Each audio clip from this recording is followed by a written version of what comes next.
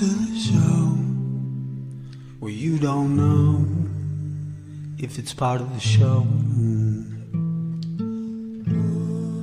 Welcome to the show. If you don't know, it's part of the show. Didn't they teach you to reach for the stars while opening up the bars and keeping you chained down with mortgage bills and cars? Vaccines for your arms, kids sounding like supercharged, caffeinated hate-filled scars and rage-quit repertoires. No answers for yards, caught up in emotion that's not even yours. Imposter truths like impeccable retards, lined up for your serving of Gish Galloping wars. No remedy can save the lost, in love with the yarn. I'm tired of walking into refracted shards, poor science displayed by disgusting bards. Soaked in sin with your dupe is delight in a new hand of cards. Been so long, seems like for love I'm just too hard, I'm just too hard. I said, welcome to the show where you don't know if it's part of the show. Welcome to the show. If you don't know, you don't know. Intoxicated eight makes you believe you're spinning in space while you have no shame or grace. It's a disdainful state I used to contemplate, how to save myself from my own self-hate. Wonder why I was even made with a dreadful fate, forced to try and awake with a full plate, no one to help me stay awake or educate. I've had to liberate and fight through hidden gates, but my brother, heaven could never be late, and rockets don't work in space. It's all fake, the show is on Mars, it's a joke, but you're too far gone, it won't be long. Fepe's beak is strong. We have our song and we march along like streams of knowledge leading to God's holy pond, and lives of truth that hits the bong and sings the song, turns mankind from the wrong. We come in peace with a holy gown and all of us wearing our holy crowns. Said the earth is flat and we probably just won't get along, just to go along. I said, welcome to the show where you don't know if it's part of the show. Welcome to the show. If you don't know, you don't know.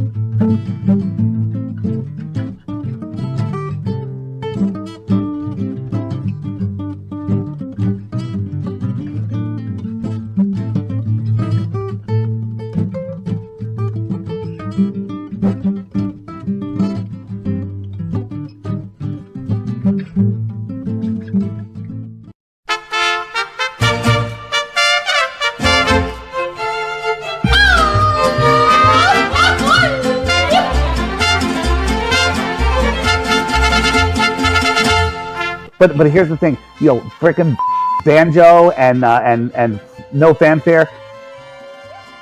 This is all good for us if we don't lose our minds like banjo. Banjo has lost its mind. It's pissing me off.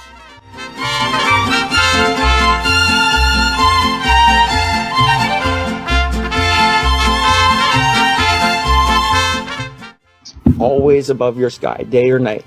Like for me, I know where Polaris is day or night. It's never moving. I know approximately where the Big Dipper is day or night. Right. Okay. So it's all I'm easier to asking, see than for somebody like me and like you. We've never been in the South, so to ask me to point out the Southern Cross is not something I've ever done before. you've never been in the South, Jared? Oh boy. You just said that, not me. It's something I've never done before. I've never been able to pick out the Southern Cross in the sky. I've never had to do that. Oh, it's so funny. You can't do it either. So show me where the Southern Cross is. Maybe Freudian slip. Maybe. Show me the Southern Cross. Okay. Yo, did you just say we've never been to the South? I'll agree with you. I've never been there. But, Yeah, no. It's like dealing with. I mean, I'm just done. I don't even want to do this anymore. You guys are. For somebody like me and like you, we've never been in the South. Never been in the South. Never been in the South. Never been in the South. Never been in the South. Never been in the South. If they're lying, I'm lying. Ay, Jalisco, no te rajes.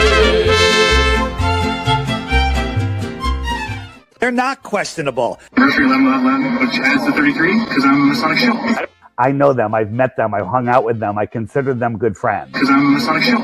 So at least we know we have two solid guys. For somebody like me and like you, we've never been in the South. Never been in the South. Never been in the South. Never been in the South. Never been in the South. Never been in the South.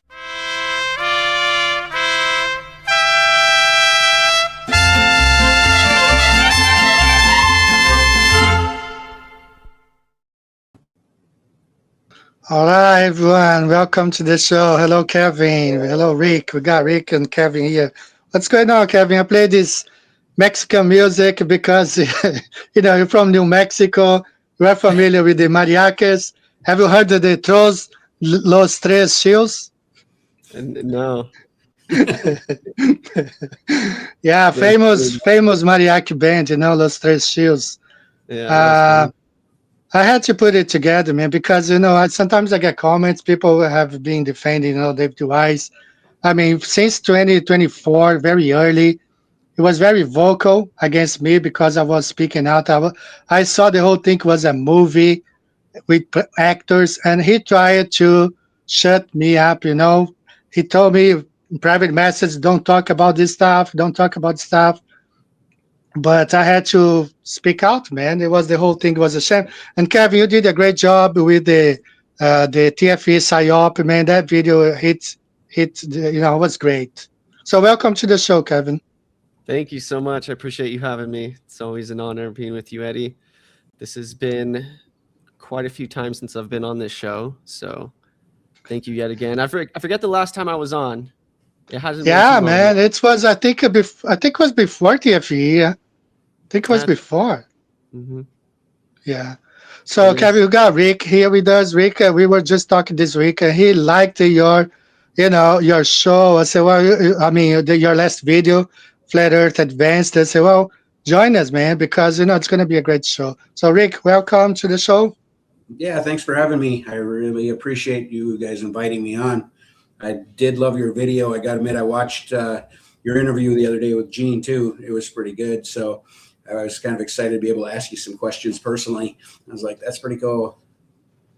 Yeah, absolutely. Me and Gene were able to pop off. So I'm hoping and praying that I'm able to do that with you guys today. But I'm just really comfortable with Gene. I've known him for a long time. I really respect him as a flat earther. He's really knowledgeable. But even as a person, I know him on a pretty personal level as well. And I love the guy. So I think that's why it turned out as good as it did, but I'm praying for the same thing today. Yeah, it turned out, I told you, man, I really enjoyed the interview. So shout out to Gene, Edit, great guy, So yeah, let's get started. Good job, Kevin, with that video. We're going to talk about it.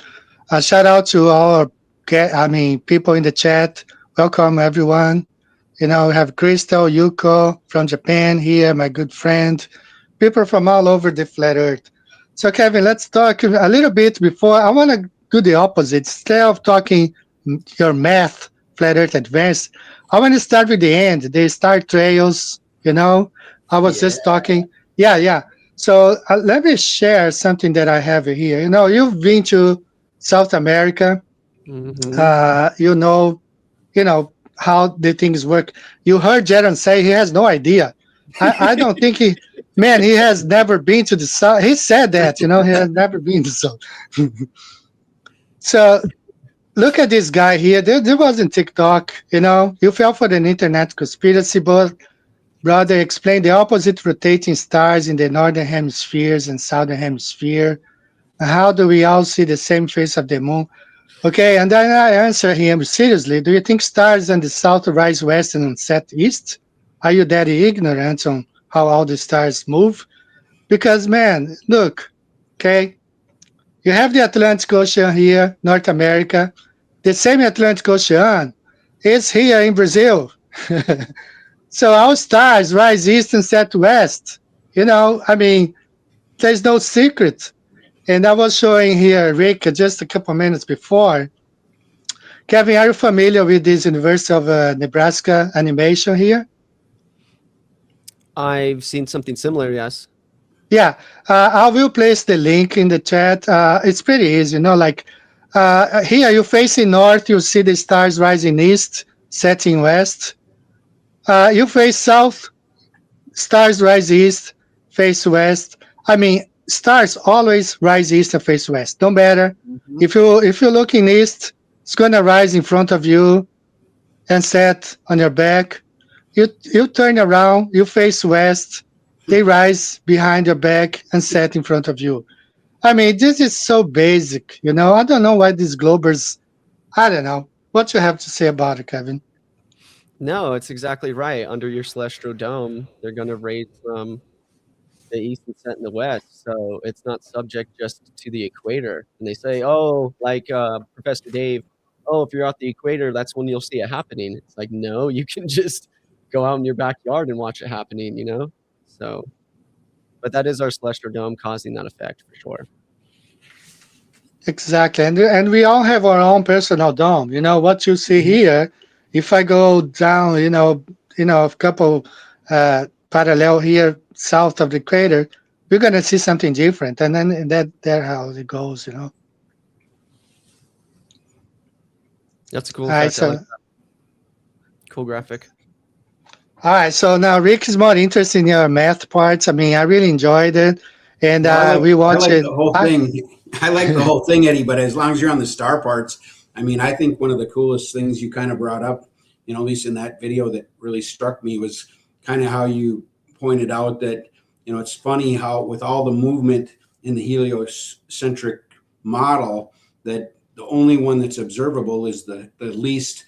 The least movement possible is the spin of the Earth, with all the corkscrewing through the universe and all the stuff that it stays in that spot. And I think that's probably one of the things that really stands out to me is it should be more than obvious, but you kind of made it kind of clear with that in that video, how we should be seeing something more than just that. And yeah, absolutely. Thank you. I think the visual definitely brought it home too, because a lot of people aren't familiar with the visual, and I found that one that I haven't really seen before, and it showed the trajectory, right, of all the other motions, and then I faded it into a time lapse of a trajectory over here in the north of the stars going counterclockwise. So like after you see them like back to back, then it's really hard to deny, And like you said, yeah, it's the least significant motion that the Earth is supposed to be doing. That's the effect that we see. It's like, yeah, it's only 1,000-mile-an-hour spin, and yet that's the only one you notice. The stars don't change with all the other rotations, and it just makes zero sense for sure. 0 sense, exactly. And the North Star Polaris staying in the same relative position. What is the North Star doing? Just following along with us? Exactly. Yeah. Like, it doesn't take too much smarts to figure that out. And I know that that's a lot of people's aha moment. So that's why I put that in the video as well, towards the end too, after I went over like a lot of information. Because one of my buddies over at the Ninja Warrior gym I go to, that's actually what he said. That's what woke him up.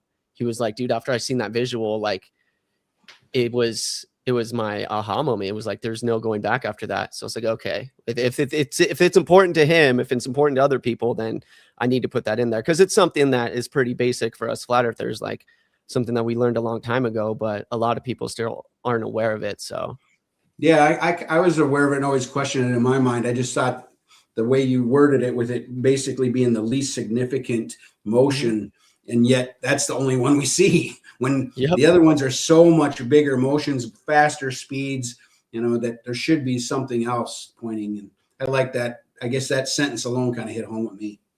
Thank you, Rick. I appreciate it. All right, so Kevin, you spent some time in Argentina, right? Is that Argentina? You went to Argentina, right? Both in Chile? Santiago, Chile, and then Buenos Aires, Colin, Argentina. Did you get to look at the night sky there, the Southern Cross? So in Chile, I didn't because it was really foggy over there. So the population of Chile is in between LA and New York. So didn't really spend too much time over there. And then whenever I was in Argentina, I honestly should have done way more observation than I did because I had an opportunity to. But no, I wasn't really focused on the stars when I was there, to be honest.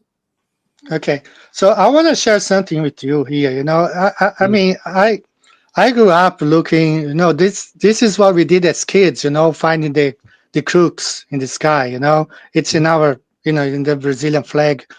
So I want to show you something here that if any Globers ever talk to you about it. So what happens in the South, you know, in Brazil, or, you know, South America. So the Southern Star, you know, the crooks, there's a point of rotation. Okay. Yes. And this I got from the Brazilian astronomy website. It's not made by flat earthers.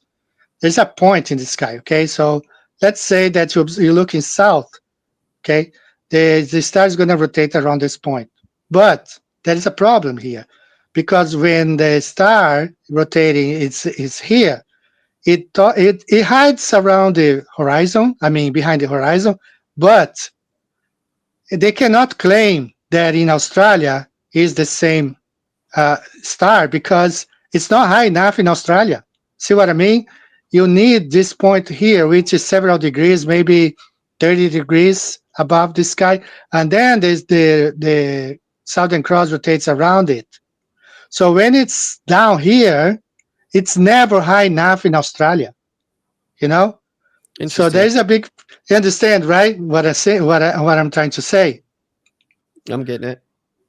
This is all from the Brazilian astronomy website. Okay, so it rotates around a point, but whenever it's south, okay, it's never high enough in the sky of Australia or South Africa or deep in the Pacific. So it cannot be the same star unless it's like a reflection, you know, whatever. And I want to point out this is from I gotta find it here, man. Sometimes I save and then I'm so, you know, excited about it. I forget where I placed the link. I might have to find here, but there's a guy. What's his name?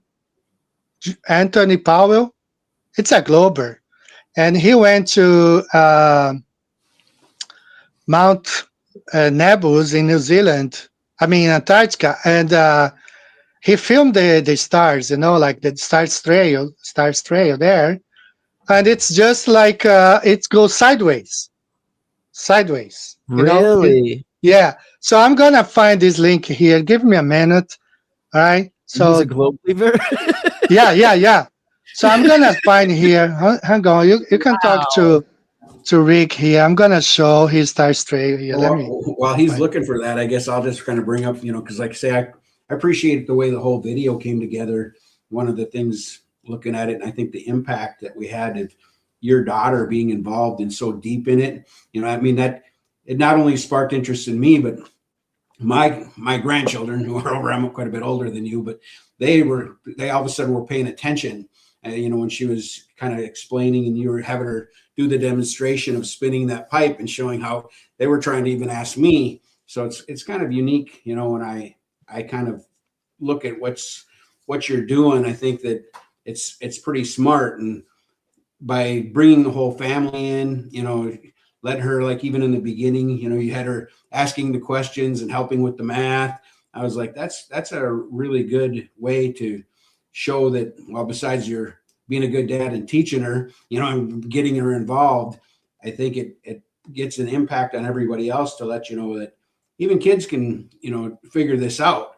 You know, she's obviously smart enough to help you with the 8 inches per square mile, you know, which, you know, we quote it all the time, but to actually see how we get that, you know, it's so easy to use calculators, an online calculator, but to be able to actually mathematically figure it out and see, having her help you, I was kind of excited about that. It was definitely a good thing, that part of the video that I think gave it a lot of oomph but just kind of wanted you to know.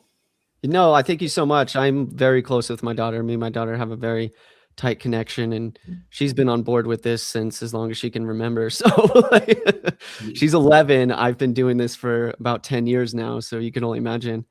But yeah, she was a huge influence, and she was a huge help for the video. But thank you for recognizing, because that makes me feel good knowing that it's hitting other age groups, you know? Like, oh, if this little girl can do it, if she's understanding it, can I understand it too, type of thing, like with your grandkids. So that's awesome to hear, to be completely honest. But yeah, she was like my biggest help in the video by far. And she gets it too. You know what I mean? Like, she's pretty well versed for being an 11-year-old girl on the subject too. Like, I was showing her how a lunar eclipse works on the heliocentric model, and she instantly pointed out, "Oh, you have a 3-body problem, Dad." I was like, "Oh, yes, I don't even have to tell you." Yeah, that was pretty interesting when you brought that, because you kind of got into the whole 3-body problem thing. And, you know, it's, for me, I've been wanting to introduce the kids more to all this. You know, I mean, my kids know it, but they're older. So the grandchildren now are the ones that, you know, I kind of would like to get things going more for them. And I think even Eddie and me have been talking, you know, other people have been putting up, we got to come up with more ideas for the kids. So just getting them involved in the videos itself, I think, was a smart move. Yeah, thank you. Thank you so much. I actually watched my video for the first time all the way through at my barbershop yesterday. And that's one of the first things that the barber noticed. He was like, "Hey, was that your daughter?" I was like, yeah. I was like, "Dude, that was awesome." So, yeah. So to know that that was like one of the first things he noticed in the video was my daughter doing a voiceover in the beginning was cool. I was like, yeah, she has a part in this. So, but yeah, I thank you for that. Appreciate it. All right, Kevin, this is the Anthony Powell. He's the guy who, I think in 2015, had the 24-hour sun, that video that loops, you know? So it's the same. Yeah, that one. That's the guy. So look at his Facebook. Anthony Powell's post. That's the star trails, man. Oh my Look at gosh. this. The stars moving Antarctica? behind Mount Erebus during the Antarctic winter. The glow from the lava lake is lighting up the steam coming out of the crater. Stacked series of photos from a time-lapse video sequence I did a while back. There you see the star trails, man, in Antarctica. Wow. That's a trip. If that's not a dead giveaway, I don't know what is. It's right there, man. It's right there. So stars goes from right to left. I'm gonna paste this in the, you know, y'all guys have to save this and save the picture. So it's Anton Power Star Trail, Antarctica, Star Trail Antarctica, because you know, I mean, that alone, man, shows that the stars really moves from east to west. It's all perspective. 100%. You know. So the stars don't say that. So the even the argument of the Southern Cross that goes down, no, they all go sideways. Somehow, I don't see. That's the thing. Like, if we had somebody there, one of our like real flat earther, you know, 80 degrees south, you know, recording all that stuff, but we don't have anybody. You know, we don't. We just don't. A real flat earther, right? Someone Exactly. We don't, man. But this is a great, you know, like you see there, right there, he is in Antarctica, Mount Erebus right there, and that's the star trails from his own mouth, you know. So those are almost like straight lines too. Like there's no arc on it really. Like that's wow. That's pretty cool. Yeah. Yes. Really If cool. you remember that old animation by, I think it was, what's his name, a Paul Shift, that shows the, you know, the dome rotating around the flat Earth. That's what it looks like right here. That's very interesting. That makes me believe that the stars are within the firmament, then, like all the way down to the end, instead of it just being like in the layer of the ether above, and they're not all just on one layer. You know what I mean? This makes me out the firmament. That's what one of my questions. For the longest time, I thought, like, after seeing this, it completely changes my mind, because I thought all the stars were just like a ceiling on like above the 73 miles of the ether, and they were all rotating like this. And then our celestial dome was causing the effect of it Yeah, arcing like that, right? That was kind of the image that you gave in your video. That's what I was kind of questioning that myself, trying to figure it out.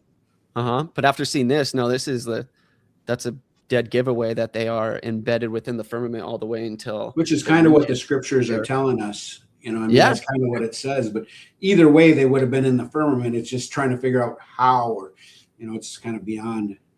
Yeah. Gotta save this picture here, you know. Yeah, that's a good one. Yeah, that's a really good one. Yeah, but that's the guy, man. That's Anthony Power, and I think Duffy even interviewed him, you know. But you can't deny it, you know. The stars are moving here sideways all the way, and he's facing south because, you know, Mount Erebus is farther south in Antarctica. He's facing Mount Erebus. I don't know if you know the story of this. Back, I think it was in 1970 something. There used to be a sightseeing flight from New Zealand over the edge of Antarctica and then coming back. And there was a big, I think it was 747 that crashed into that mountain. Yep. So the story goes, you know, it just crashed. But some people, you know, I researched a little bit. Maybe the pilot wanted to go further south and he was shot down, you know? Yeah. That's yeah.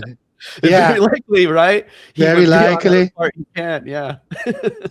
He was heading down south, like farther than they were supposed to go, and then he was shut down. I heard this story. That was years ago. Other, you know, the official narrative is that he just crashed into this volcano, this mountain, but, you know, we never know. Yeah. It's a very suspicious flight for sure. Yeah. All right, Kevin, I play normally 2 songs during the show, so I'm going to go ahead and play our first song, and that's a song that Rick put up together. So let's take a listen, okay? Absolutely.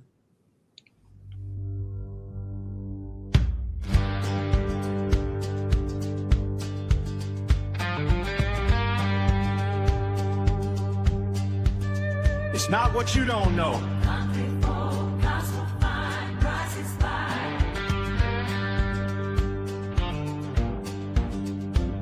It starts when you're just a type, learning life from a screen you got. Cartoons of space and dinosaurs before they send you out the door. To a school full of scripted lines where truth is buried behind the signs. They hide the king, the lord of all, with polished lies in every hall. A cowboy preacher used to say, it's not what you don't know, it's what you know that ain't so, that brings you down along the way. Our minds get stuck in shifting sand, but we were made to make a stand. We need the rock, the cornerstone, to know we're never all alone. It's for lack of knowledge we're destroyed, too proud to bend, too proud to see. It all started with that famous tree. Yes, we grow with muddled minds. They shape the truth for their designs. They teach us what they want us to be, blind to the change we cannot see. They laugh and mock in plain daylight, while hiding truth right in our sight. The movies whisper facts and clues, while the news spins tales to you. A cowboy preacher used to say, it's not what you don't know, it's what you know that ain't so, that brings you down along the way. Our minds get stuck in shifting land, but we were made to make a stand. We need the rock, the cornerstone, to know we're never all alone. It's for lack of knowledge we're destroyed, too proud to bend, too proud to see. It all started with that famous tree. Now you're grown, the head of the place, but the lies still stare you in the face. People struggling just to get by, while profits soar on every slide. Casinos flash, the banks still grin, even churches buy into the spin. Leaders lie and sell us out with smiling teeth and whispered doubt. And if you wonder why this season feels like there's no sense of reason, you're standing in the dragon's den. It's Satan's little time again. A cowboy preacher used to say, it's not what you don't know, it's what you know that ain't so. That brings you down along the way. Our minds get stuck in shifting sand, but we're made to make a stand. We need the rock, the cornerstone, to know we're never all alone. If for lack of knowledge we're destroyed, too proud to bear, too blind to see, it all started with that cursed tree.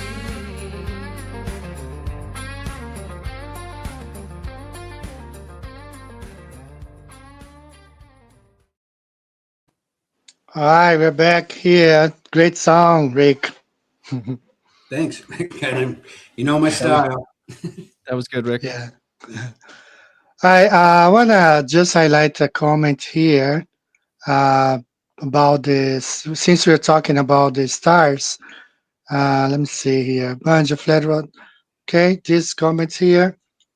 Did you see Flat Earth's last video about straight lines? It's talking about the star trails. So I gotta check that out. I know Flat Earth. He made a whole bunch of videos in the past. He took like 2 years, being away from his channel. Now he's back. So I gotta check that out. So thanks for the comment. So what are you working? Do you have any plans, Kevin? Anything coming up? What are your plans now for as far as videos? As far as production, so I Yeah. have one that I'm actually taking a little clip, one of your videos. It's this guy giving a testimony. I commented on it a while ago, but it's only like a 5-minute video. And then I'm going to embed some of my personal observation of Venus and then just kind of explain that. So that should be pretty easy to put together. Another one that I started for my church actually is Biblical Cosmology 101. And it's just going to be a presentation that I'll just do a voiceover, just going over, comparing the globe model to what the Bible actually teaches, just being able to like teach it to kids. But since I'm not doing it in the kids ministry anymore, because it has to get approved, I'll make it a little more like complex. So I'll go into like the biblical usages of the words and the lexicons and kind of go over the history of the King James and why I'm preaching out of that one and different things like that. But I want people to know, yeah, like you can prove this on a scientific basis, but this is also very biblical based as well. Because that's what I didn't do in my most recent video. I mentioned the Bible. I always do in every single one of my videos, or I try to rather. But this one's going to be like strictly biblically based. So, and that'll, like I said, it'll be just a presentation voiceover. So I don't plan on scripting it or anything like that. I'll just go slide by slide and just talk. Well, that's great. That seems like your church is on board, right, with Flat Earth? A lot of them are. Absolutely. A lot of people at my church are. Like, I sent all my videos to my pastor. And my pastor came up to me last Sunday and he was like, bro, that video you put together, he was like, you really had me thinking, and just like gave me like mad props on the video. And like, I'm not saying like he's 100% on board with it, but he's definitely not against it. You know, like he's not getting up there and preaching about it or anything yet. Right. But my church is the only church who stayed open during 2020 in New Mexico or in Albuquerque. Right. So it kind of brings in that conspiracy type of people to begin with, you know, and I've made a lot of good friends within the church that are already on board with it. But there's also quite a few people that I've woken up thanks to them watching my videos and whatnot. So because I'm pretty established within my church now. I'm the captain teacher on the kids ministry and whatnot. So I'm a trusted person, you know. It's like they don't just think I'm crazy. So it is accepted over there. I'm not saying everyone's on board over there, but there are quite a few different people over there. It's not a small church. Well, it's kind of nice when you think about it. I mean, it's really hard to argue. The Bible says what it says.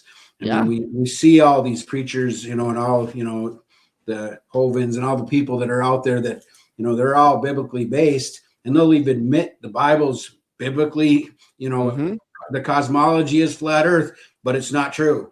And it's always bothered me. But I mean, even if I was a preacher and was, serious about the Bible, even if I would believe in the heliocentric system because I was, ingrained and indoctrinated in it, it wouldn't be very wise to ever say that it's wrong because the Bible is clear. But, it's, I think for you, it's kind of cool that you're at that point. And I was kind of curious, listening to your other interview, you mentioned that you're taking some classes from Dean Odell and, something along that lines. And I was curious how you were pulling that off, because I knew you're not in the same neighborhood.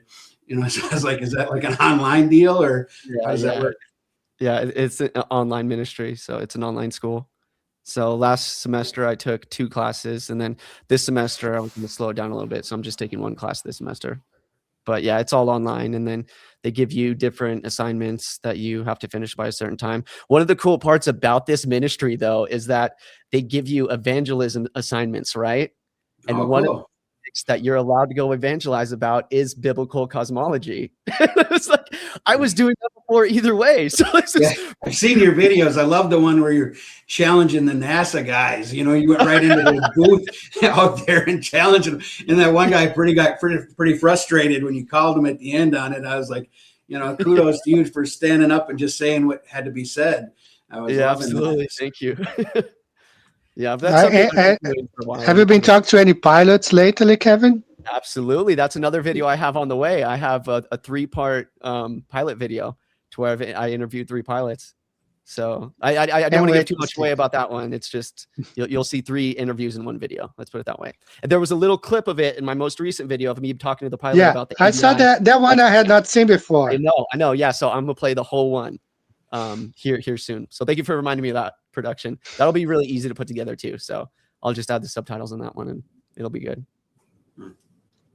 So it's just like proof that, hey, not all pilots are in on it like people think, like, oh, this is such a big conspiracy, my brain can't handle it, everybody must be in on it. It's like, no, it's departmentalization when it comes to NASA. And when it comes to pilots, they're just guys doing their job. You know what I mean? A lot of them don't think that critical about it.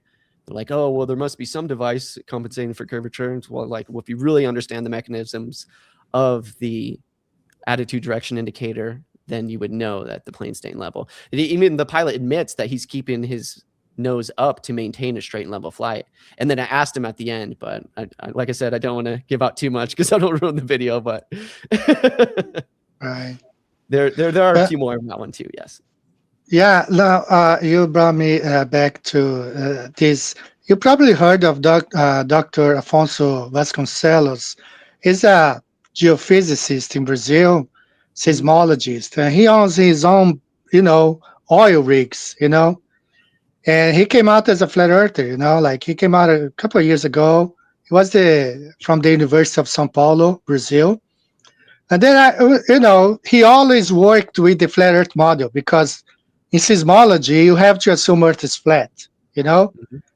And, but he said that one thing that really changed his mind, he took a flight from the east coast of Brazil straight to the Amazon, like a 5 hours long flight from east to west, right at the equator. What happened is when they landed in the Amazon, it wasn't like an airport, it was like in the middle of the jungle. So the aircraft suffered damage, when they landed, it was damaged. So they had to go back, and half of the crew didn't want to get on the plane anymore because it was damaged. But the pilot said, no, let's go back. We got to make it back. And one of the things that wasn't working, a couple of things that wasn't working. I think the attitude indicator wasn't working. A couple of things there. I think the compass. But the pilot said, no, I know how to fly this stuff. Let's go back. So he sat next to the pilot. And he observed, and then he asked questions. And then he said, well, how do you know? How come you don't compensate? And the pilot said, because the earth is not curved. We don't have to compensate. He only flies like 2 fingers above the horizon. He calculates his front window. That's how he flew back. And then when he 4 hours later, he was in the city where they took off from, and that convinced him. That's how he got convinced. That's awesome. Yeah. Yes, a lot of pilots do know for sure. I've man. run a lot of pilots to admit it. So And just go back to the time when they didn't have all this technology. They had to fly, based on the stars. They had navigators. Right.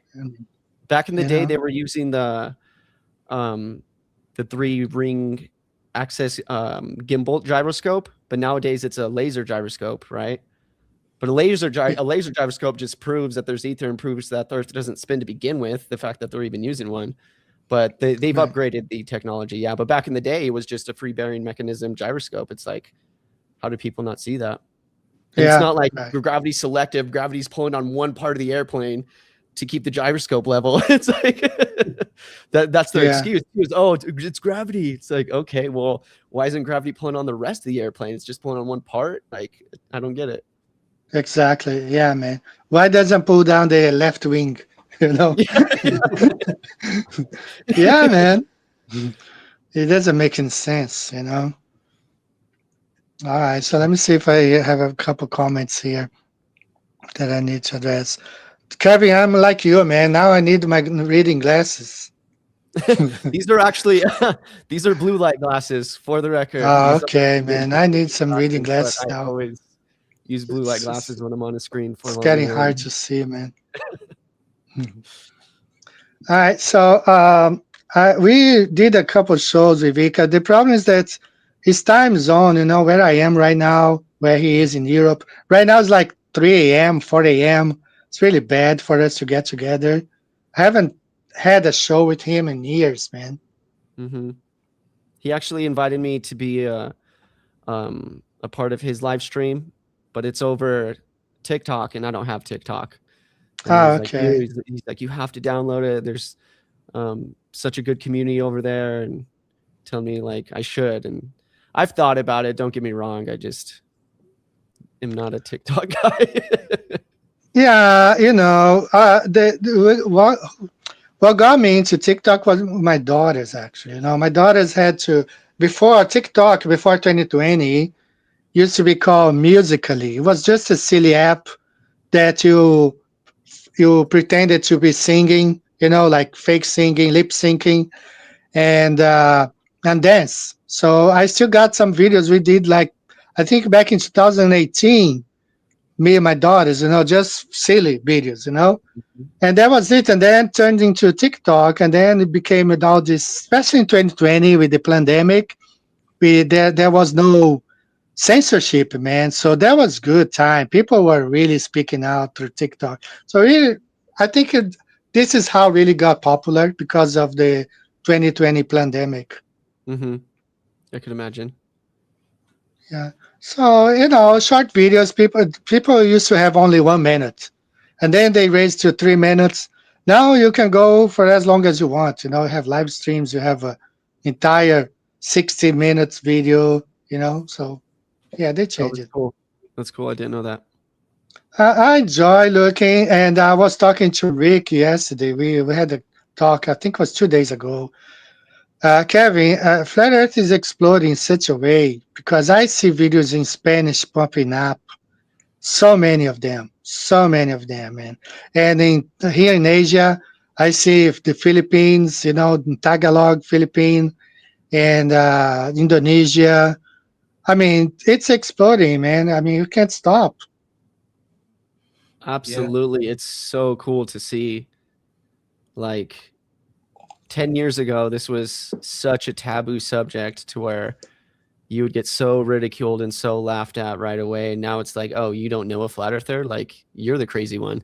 Do you really think you live on an uncontained spinning wet water rock with people walking upside down in South America, Africa, and Australia right now? It's like, do you really think that's true? And just make them feel stupid, Yeah.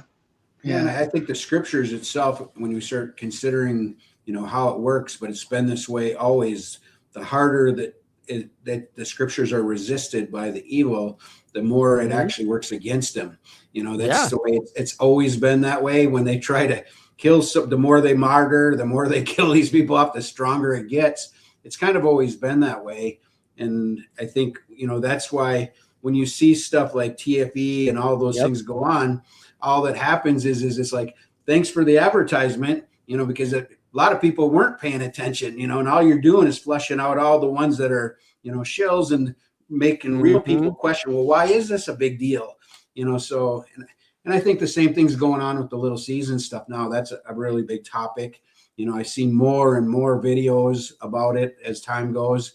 So I'm interested to see where that goes. And, I've watched a lot of different people that have different arguments, on that side. I think like that Alyssa Hayes, you just posted some of her videos, and she's kind of against the Little Season, kind of includes it as being a preterist type of thing from what I can tell, but yet most of her stuff's so cool. She's super strong, flat earther, I'm like, and I dig her style, so it's like, but either way, it doesn't matter if it's preached. It's kind of like, they said, some people preach Christ out of strife. This is a scripture that's, some people preach it out of envy. I just praise God it's preached. Doesn't matter to me, because all it's going to do is bring more people to pay attention. So I'm all about preach it. We'll see how it turns out in the end. But yeah, when it comes to the TFE thing, that's why it really had a negative effect on them, and it then really has to make people wonder, like, if they're going to go that far out of their way to fake a 24-hour sun in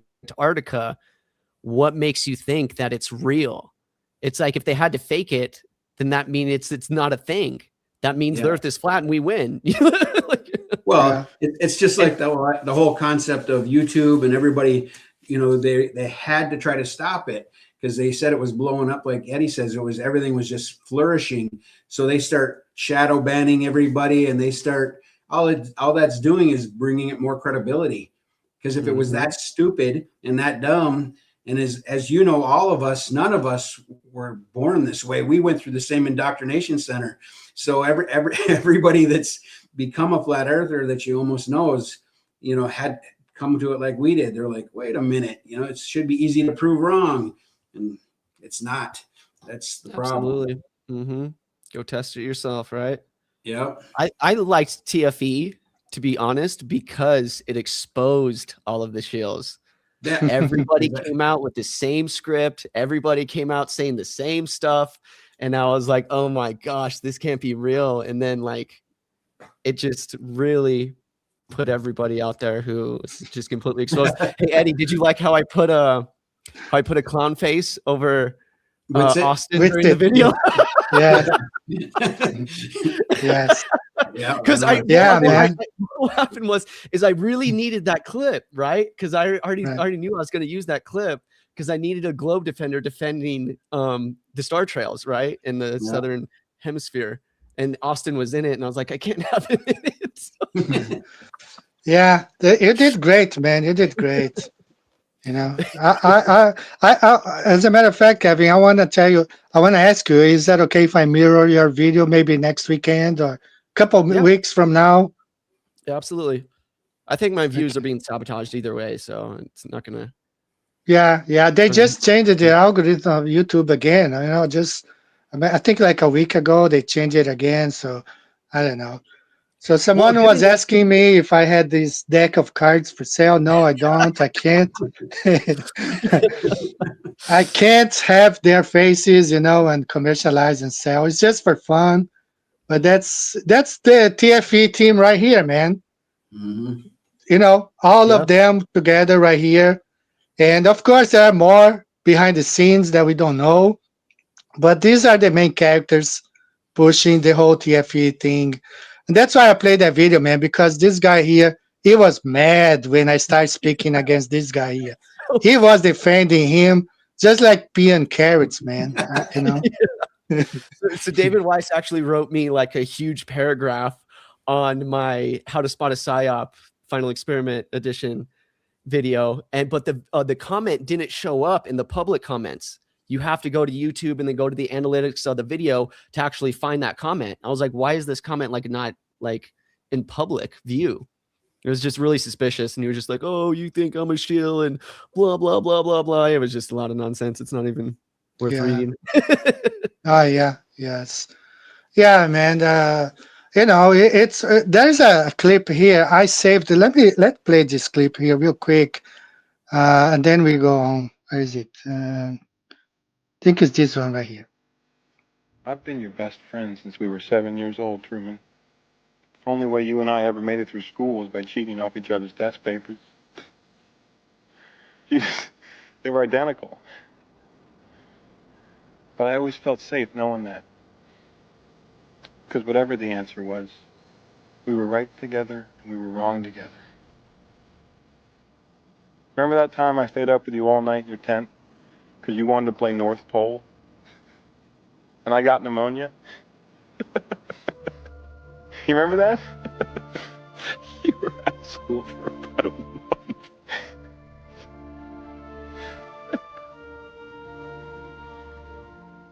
You're the closest thing I ever had to a brother, Truman.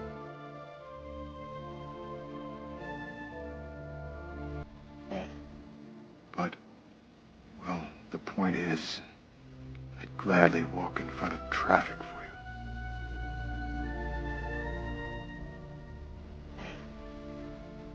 The point is, I would gladly step in front of traffic for you, Truman. And the last thing I'd ever do is lie to you. The last thing that I would ever do is lie to you. I mean, think about it, Truman. If everybody is in on it, I'd have to be in on it too.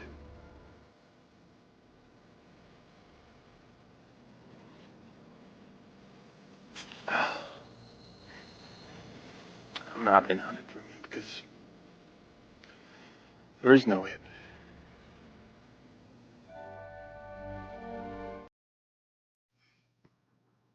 I really enjoyed this clip because that's how those guys were talking. Like especially David Wise. Oh, do you think I'm a shield? Do you think I'm a shield?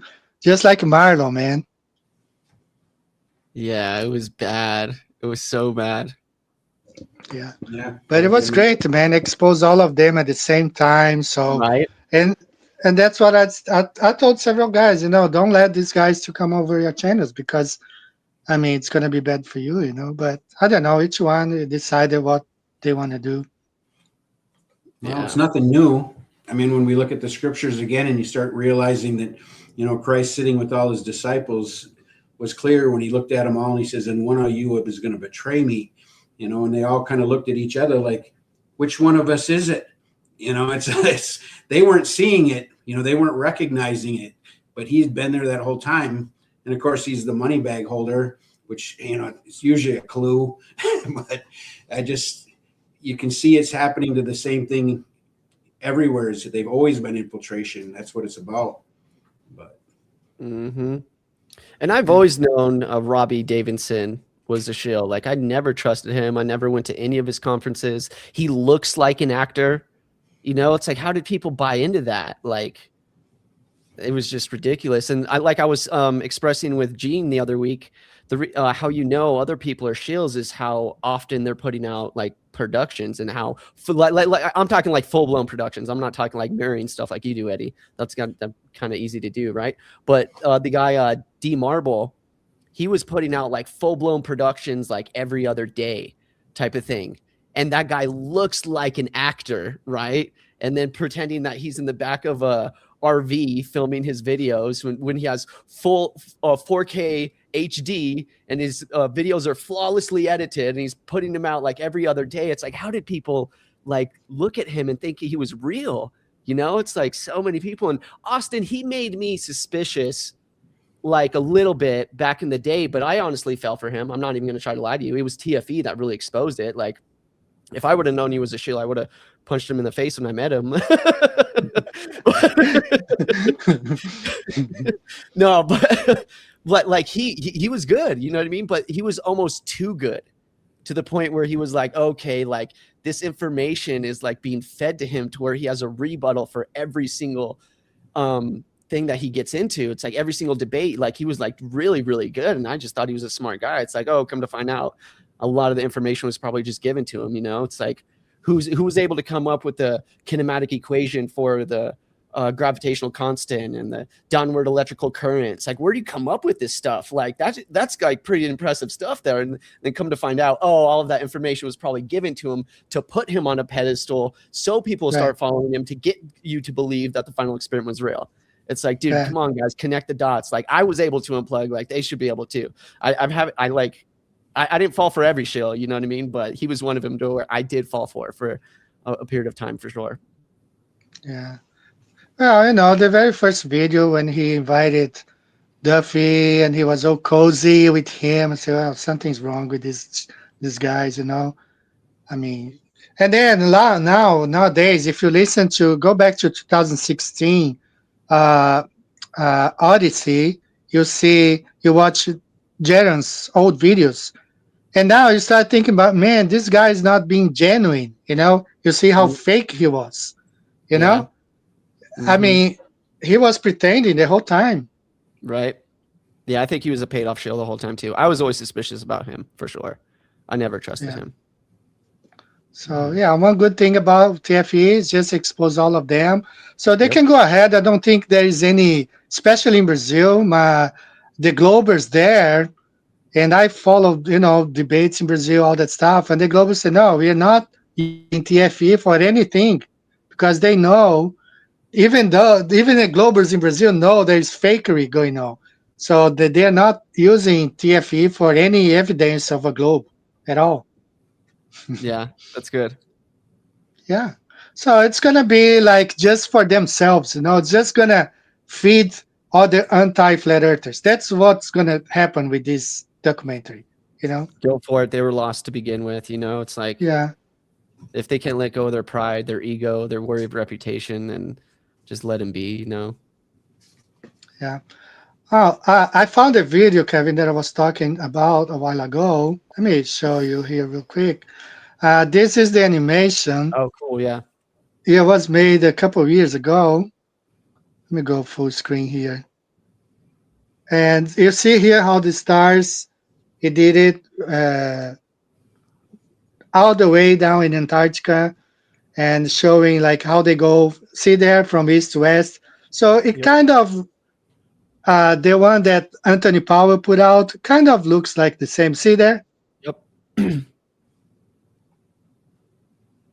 Yeah, so I found this really interesting. So, you know, I hope he doesn't take down his post, because it's been there since, I think, 2016, 17. And there is another video that I want to show you. Look at this comment, another Glober. Okay.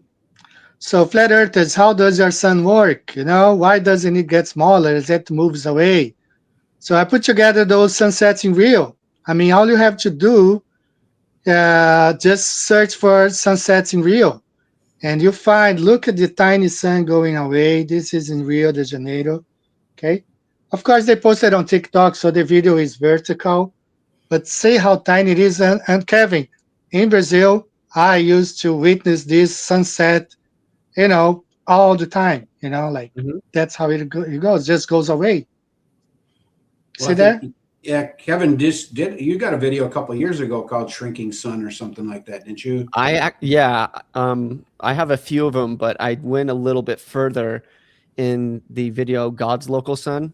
Not sure if you watched that one. It's called "God's Local Sun," and what I did is I did a time lapse from a very high elevation, one at 2.2 miles high, and the other one at 1.1 miles high. And what I did is I put on a solar filter to block out all the obstructions. And from a high elevation, you do get the sun shrinking in a time lapse. There's no debating that. So, but I think whenever you're at sea level, right, it can cause a glare, or even a refraction to where it's refracting as it's going down. So it'll appear to be the same diameter, but really, like if you go really high, like where I am, then you will see the sun shrink for sure. I've tested it multiple times, multiple locations. Right. So there's one here really cool. This is here in Japan, actually. That's pretty cool. This is in Japan. really far away. This is my friend Mary. She did it. Look at this tiny sun moving away. She just put this video out like 3 days ago. Very cool. And she's a realtor. She was filming. She was visiting this house and to list it for sale. And then she decided to film the sun. You know, she's showing the house there. And then all of a sudden she said she keeps talking like, wow, look at the size of the sun, so tiny going away. You know? And she's not even a flat earther, you know. Yeah. That's crazy. So, and I don't know, you know, that's why sometimes I don't waste a lot of time with globers because some of them are just being disingenuous, you know, dishonest. I mean, just go to South America, you see the sun shrinking, going away. Also moving faster, you know, it gets dark so fast in the south in the summer because the sun just moves faster. Mm-hmm. Absolutely. Yeah, I kind of laid back on the debating for sure because you don't know, like nowadays, if they're even robots or AI to begin with. You know, Right. you Yeah. get on their You would just, profile, it's like, dude, you're not even a real person. Like, I'm not gonna debate artificial intelligence. You know, like, but usually when people are being genuine and they're asking like genuine questions, then you can kind of like vibe them out for a minute. But then if they start being condescending, it's like, dude, you're just trying to make things escalated. So delete, block, by. yeah. I want to share this. Victoria is here. Victoria is from Norway, and she is a flat earth biblical cosmology, and she has put together a website for people from different nationalities. It's called Rakia Community or Rakia Community, and I'm going to place the link in the chat. So the heavens declare the glory of God, and the firmament show His handwork. Psalm 19:1. And she's making content in different languages: Denmark, France, Germany, Italy, Japan. I can't read that. Portugal, Spain, Sweden, UK, USA, Zimbabwe. I think she's from Sweden, not or Denmark, something like that. So, all right. So I'm gonna place the link here, Rakia Community. Feel welcome to join in, put your comments, and that shows how Flat Earth is growing. Okay. Yeah, I kind of got an idea maybe and run kind of by Kevin. You know, I build websites on the side, just kind of messing around. And I've saved a bunch of domain names. And one of the domain names I saved is Flat Earth Homepage. And then I also saved the Flat Earth Dome page, which they were kind of, to me, were the same, right? So I was like, well, what would be kind of fun to do is kind of, one of the things I liked that Dave had done in the past was, on his app, he had like a one central place where you could like have a hub, a focus point with all the best content, and I thought we should probably get some guys together and do that with the homepage or the dome page, and even add websites like that one so people can start finding it easier and the whole community will know, well, if we go to one spot, I haven't built anything on them yet, but we have the domain names. And I was like, well, those would be easy ones to remember, easy to search, and to pass around. I think as a community, we might want to start thinking of just a way to consolidate information, sort of like Dave had done. That's one of the things. I used to have the app, and I like the idea of having a place to research easily, because like, honestly, some of these people that you brought up, and I've never seen them before. They've had pages around for a long time. I'm like, they are definitely shadow banned, and they're definitely, so if we could figure a way around that and have one centralized location where everybody knows it's a place to go to I just kind of would like your guys' help, and anybody's comments on that as far as what we could do with it would be cool. No, it's a really cool idea. I like that. So there's one FE Vids you can go to. I don't know if it's .com or not, but there's another one, True Earth Wiki. That one's a really good one. I actually have that one in the link in the description of Flat Earth Advanced, if you want to check that out, Rick. But doing something like that would be super cool. There's actually like a search bar on True Earth Wiki to where you can look up like whatever subject, and it'll bring up like different articles on that subject and different videos, which makes things super helpful. So if we did something like, that would be super cool. Yeah, just be nice to link everybody's contact information that's interested And of course, you know, I'm like Eddie. One of my biggest things is I'm about biblical cosmology. You know, I love the science, I love the things, but you know, I'm not really, that whole unequally yoked thing has automatically been a problem. And you know, when Jaron made that comment, I used to watch Jaronism until he made the comment about Jesus Christ that made me unsubscribe. You know, I'm like, I'm not gonna. So I mean, I really don't have time for that type of thing. So I'm kind of leaning towards, you know, how do you pick to put on something like that? Even that's why I guess I kind of want your guys' or anybody's input. You know, I wouldn't want to build it myself because then I'd feel like I don't know enough. And you obviously were able to see through a lot of it, a lot of those people before most. It would be a big help to have input from everybody. But yeah, absolutely. If you needed help, just reach out. I can give you my contact. Sounds like a plan. Mm-hmm. All right, Kevin, about those compilations I've been putting together, you know, the thing is like TikTok lately also has been censoring, especially flat earth stuff. So to make, you know, you added, you said that you took, I heard you saying, Gene, I think you started your video, Flat Earth Advanced, like last year, you know, took you like 8 months or so, you know? Yeah. So editing takes a long time. And some of those people on TikTok, sometimes they spend 2 hours to put together a 1 minute video. And it gets shadow banned like immediately, you know, immediately. Yes, man. I myself, I displayed here my TikTok. I have one video that is close to 1 billion views. I mean, 1 million views. Mm-hmm. And then the following is like 100 views, you know, the way they shadow banned, you know. So that's why I decided to put them together into compilation. So give them a little bit of more life, you know, because those videos are buried. You cannot find them.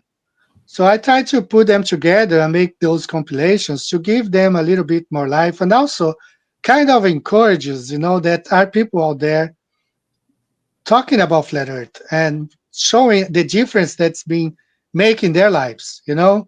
A lot of them start with flat earth, and next step they are accepting Jesus Christ, you know, they are following the Messiah. And that's wonderful, man. This is nice, you know. So it's good to hear what other people have to say, you know, like, yeah, okay, it makes sense, you know. So that's what I've been doing. And I used to do it every day, but now I just don't find as many as before. Mm-hmm. You know, when you go, even in TikTok today, if you go type flat earth search, they bring up anti-flat earth videos. Yep. You know, it used to be different, but now it's really hard. Mm-hmm. I feel like, I think it's cool to see like a lot of people's different content too. It's like, hey, this is being accepted on a larger scale than a lot of people are aware of. And when you get to see it from so many different people day in and day out, it's like, okay, maybe I can speak out too. Type Yeah. of thing. So that's what I'm hoping motivates people to do, you know? Yeah. And you know, I'm very impressed by Professor Afonso's testimony, and he did it in Portuguese. So I added. I think I used the AI to translate something like that, and it's a wonderful testimony, man. He was head of a department in geophysics and seismologist. He owns some stuff in Brazil that only the government of the United States owns, you know, like he imports for himself, like stuff that he uses in seismology, you know. So he knows what he's talking about. And you know, you study earth sciences. I study earth science as well. So that one point he points out a lot, Kevin, is that the whole geography, geology, geophysics, we are we have to bound down to astronomy, because astronomy dictates the shape of the earth. But when, as geophysicists or geologists, when you look, it's not like that. You know, the layers of the earth, you know, he knows. He tells, you know, like everybody says, okay, there is this inner core, the outer core, which is molten iron. But he knows that the viscosity of that is zero. Zero viscosity is water. So that goes back to what the Bible says, that the earth is brought out of the water and in the water, just like 2 Peter 3:5. So what's under the whole thing? It's water. It's not molten iron, you know? Mm-mm. I mean, it's nice, like that's why sometimes when somebody comes to me talking about the stars, I say, oh, let's talk about the earth, forget about the stars. Geo, that's what we are right here. We are GPS, means geographic positioning system, not global. It's geographic. I like that. I like that a lot. Yeah, man, it's all about geo. It's not about the sky. Uh-huh. But even a lot of the phenomenon that happens in the sky makes perfect sense on the flat Earth. Yes. So- Yeah. It doesn't match the globe. Even if you go back to that animation here, okay? Let me share real quick here. This animation, man, forces globers to claim that Earth is moving, but the whole thing here is stationary.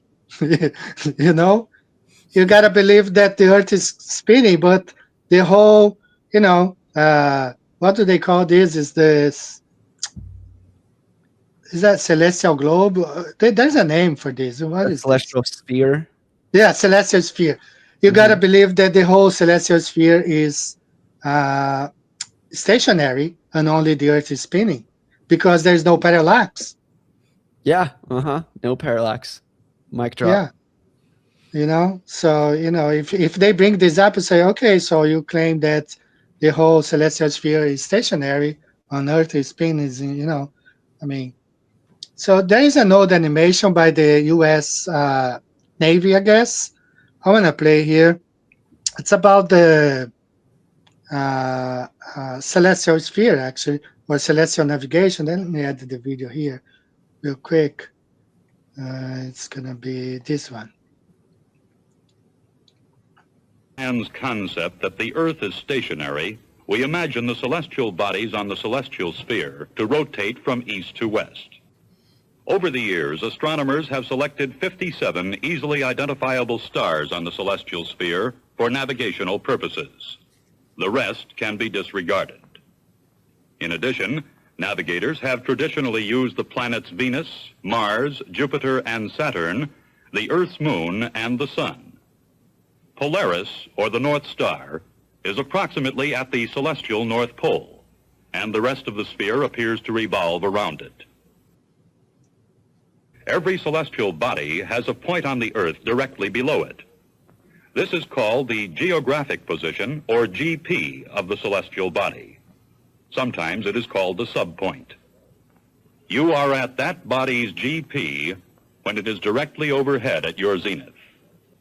Remember, stars appear to move, however, they do not change their position relative to one another.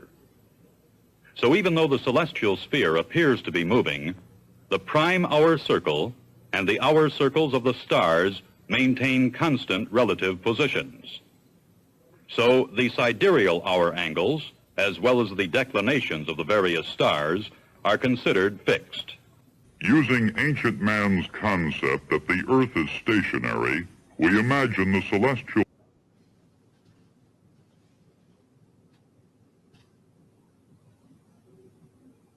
All right, there you have it, Look, that makes a lot of sense under their model. The only issue that I really see with it is those stars are light years away. They're not inside of a little globe the way they're trying to say, and that they're stationary. You know what I'm saying? They're trying to say they're right here, right around us, and we are the ones spinning. But when you start talking about millions of light years away, how big is that celestial globe that's moving with us at a million zillion miles an hour? So none of it makes any sense. That's funny. That's good, Rick. Thanks. Yeah, I think in your video, one of the things you brought up was that whole radius thing, how important the radius of the Earth is. When we understand the mathematical radius, I mean, most people don't realize that the whole heliocentric thing falls apart if they don't have to maintain the numbers of 1,000 miles an hour spin, everything since they have to maintain those numbers, that really works for our advantage when you start talking about curvature, because because they, like you were showing, they can't make the ball bigger. They'd like to say the reason you can't see is because it's bigger. It's farther than that. But then it throws off the radius and throws off their numbers as far as speed, seasons, everything revolves around those numbers. So Absolutely. I enjoyed the video that you made, man. It was really cool. Thank you so much. I put a lot into that. But the reason I added that part is because I know that's a lot of people's scapegoat. It's like, oh, it has to be a sphere, right? It's just bigger than what they're telling us. It's like, no, if 1 mile is off, then the entire heliocentric religion is down the drain. Yeah, like, I got it. I loved that part. Yeah, thank you. Appreciate it. So I'm gonna share your YouTube channel here, so people can go ahead and watch it.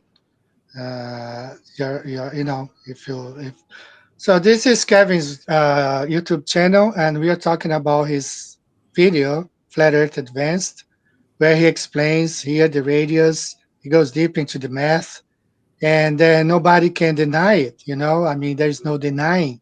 He breaks down the formula, the radius, the H1 here, D1, this distance here. Would you mind go over a little bit here, Kevin? Well, we can. I mean, just break down here. I know this is the radius here, the H1. I forgot the horizon. Is that the horizon, right?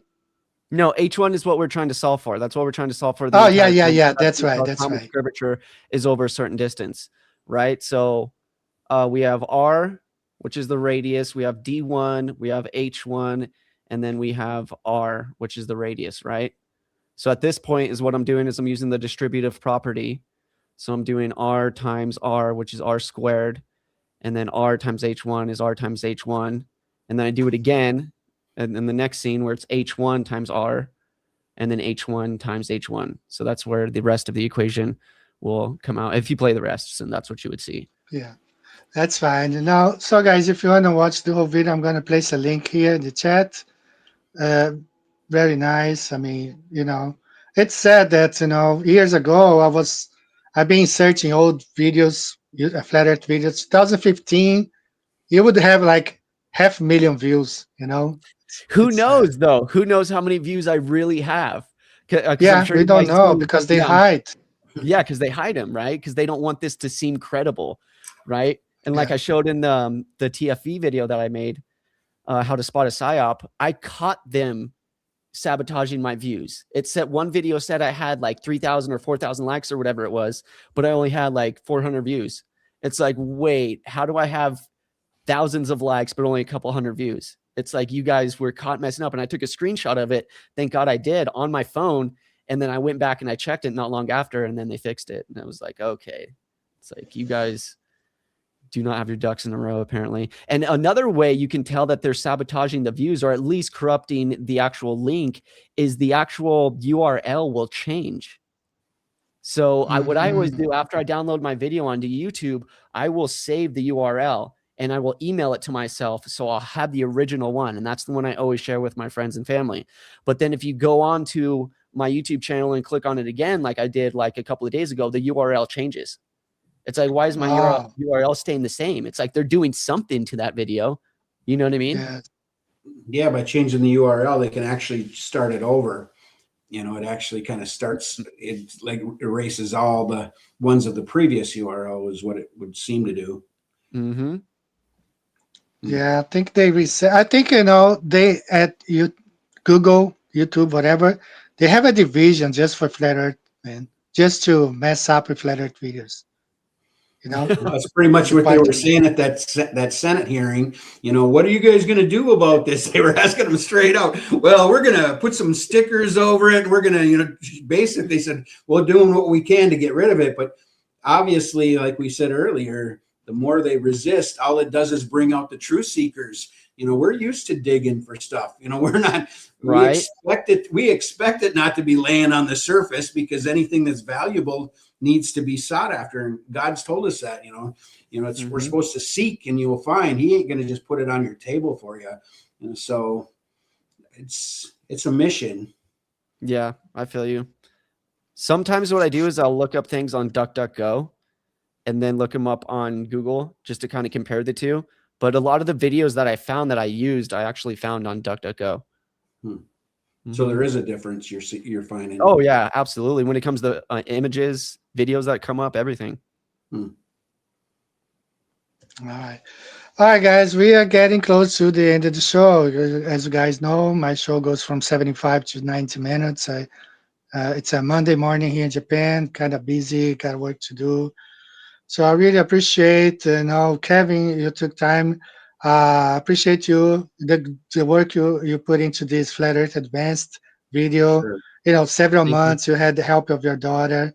God, may the Lord continuously bless you, your family, your daughter. Knowledge, grace and everything. I really do appreciate you taking the time to be here with us today. Absolutely. It's like I said, it's always an honor being here with you, Eddie. But I thank you for those kind words at the end. That meant a lot to me. I really appreciate you, and keep up the great work as well. Thank you. And please, man, this is your mi casa tu casa. You told me that. You've told me that before, and I will never forget that, bro. Yes. You were there for me during a very dark period of my life, and I'm not going to forget that. So I really appreciate you. Anytime, man, you want to join in and just talk about it, I have some ideas or whatever, just, send a message, join me. Most of the times I'm here. Rick, it's been a pleasure. We've been talking a lot, and we will be talking more, during the week.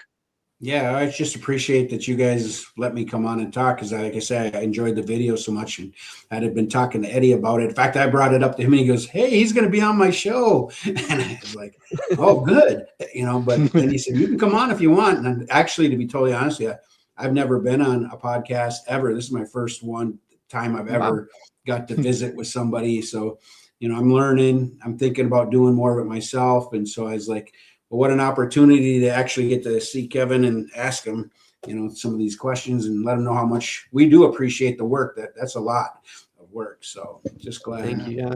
Thank you so much, Rick. And for the record, you did great for your first podcast, because I would not have guessed that this was your first one. So the fact that you got to be on Eddie's show for your first podcast. Isn't that cool? That's a great way to break the ice, for sure. Yeah. Yeah. But, Rick is, good friend, brother in Christ, truth seeker. This is what we need. Absolutely. All right, guys. For all of you who's been today with us, thank you so much. May the Lord bless each and every one of you. Kevin, I can't thank you enough for being here today. Rick, any last words from you to the public that are watching you guys? Just keep seeking truth. Keep praying for discernment. If you need help with that, then God will be there for you. Like Rick said earlier, seeking you shall find, knock and the door be opened. So it's something you have to seek for. So if you're blessed with the word of wisdom, if you're blessed with the word of knowledge, if you're blessed with speaking in tongues, if you're blessed with the interpretation of tongues, then use it. Use it to glorify God's kingdom. All right, Rick. All I can say is thank you guys again, and amen for Kevin, working young man like that, strong, and being out there doing it. That's gives us all encouragement to see guys like you out there standing strong. Thank you. Thank you again. I appreciate you. All right, guys. Thank you, everybody, for being here today. A lot of good people in the chat. I wasn't able to keep up with the chat. Yuko, my sister in Christ here in Japan, Victoria, Crystal, all of you. Idon Horse from Australia was here. Yashadel. So many great people. We'll be back next weekend if the Lord so allows me to. And Kevin and Rick, I'm just going to end the show, so I'm not going to be talking in studio, okay? So whenever this song is playing, if you want to talk to each other, maybe, all right? But I'm just going to end the show. Got some stuff to do, all right? All right. So thanks, everybody. May the Lord bless each and every one of you. We're going to be closing the show now with Dave J. Carroll. Strato Curious. Okay, so see you guys next weekend. Bye-bye.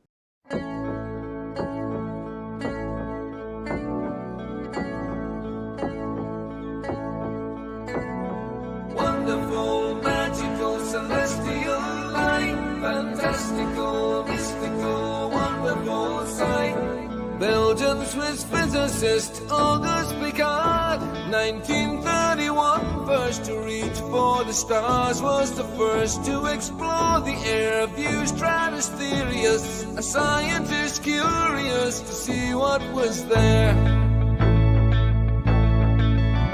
An aluminium black ball gondola, helium balloon, with photos and instruments, sailed towards the moon, rose in just half an hour, 52,000 feet, 10 miles up, 10th air pressure, up a dead drop in heat and cold, but disproving gravity.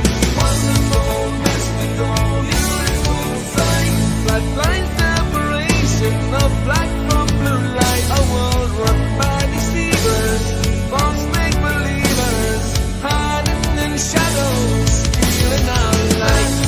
Mystical, fluorescent light, wonderful, magical, awesome, yes, stealing our light. Wonderful, heavy light, supernatural, eternal, up we go.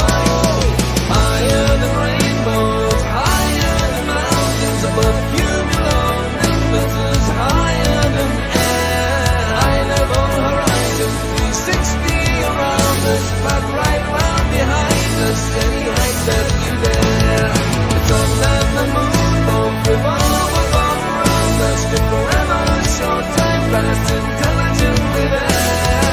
You'll never beat us, you'll never defeat us, no more you deceive us, we keep you like air.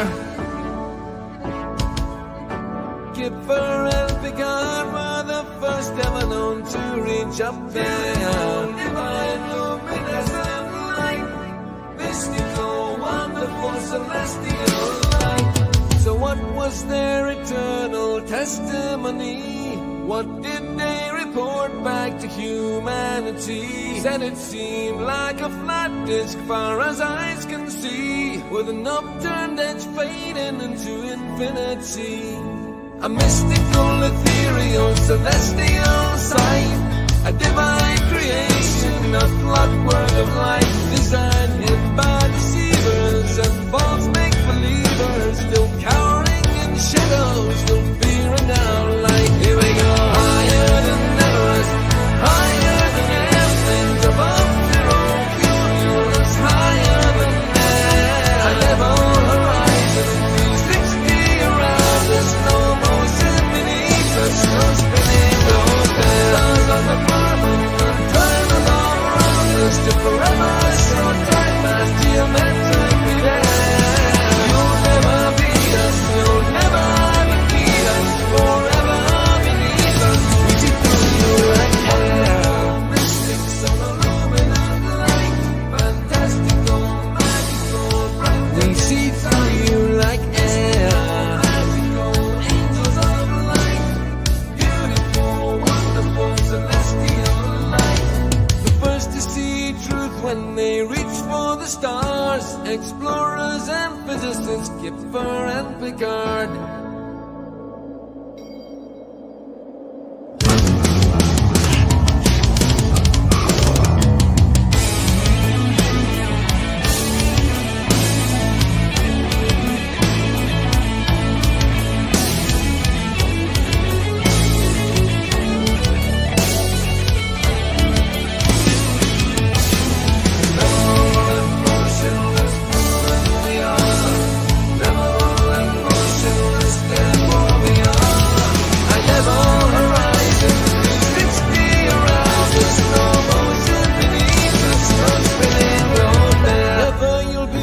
Never you'll defeat us, forever beneath us, we see through you like air.